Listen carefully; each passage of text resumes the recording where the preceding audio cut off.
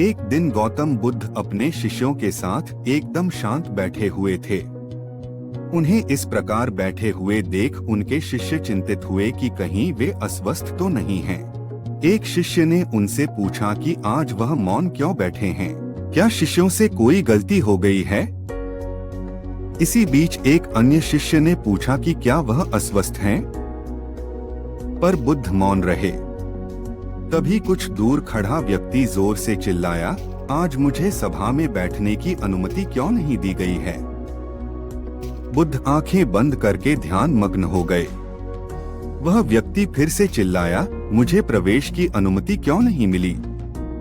इस बीच एक शिष्य ने उसका पक्ष लेते हुए कहा कि उसे सभा में आने की अनुमति प्रदान की जाए। बुद्ध ने आंखें खोली और बोले, नहीं, वह अछूत है, उसे आज्ञा नहीं दी जा सकती। यह सुन शिष्यों को बड़ा आश्चर्य हुआ। बुद्ध उनके मन का भाव समझ गए और बोले, हाँ, वह अछूत है।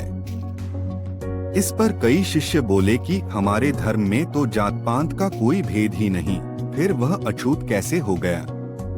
तब बुद्ध ने समझाया, आज वह क्रोधित होकर आया है। क्रोध से जीवन की एकाग्रता भंग होती है। क्रोधी व्यक्ति प्रायः मानसिक हिंसा कर बैठता है। इसलिए वह जब तक क्रोध में रहता है तब तक अछूत होता है। इसलिए उसे कुछ समय एकांत में ही खड़े रहना चाहिए। क्रोधित शिष्य भी बुद्ध की बातें सुन रहा था। पश्चाताप की अग्नि में तपकर वह समझ चुका था कि अहिंसा ही महान कर्तव्य व परम धर्म है।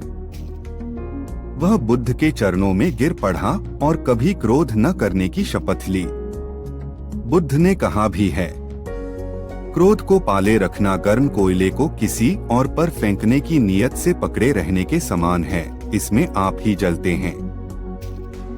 इस तरह का ज्ञान और नॉलेज के लिए चैनल को सब्सक्राइब जरूर कीजिए और शेयर करना मत भूलना। Thanks for listening.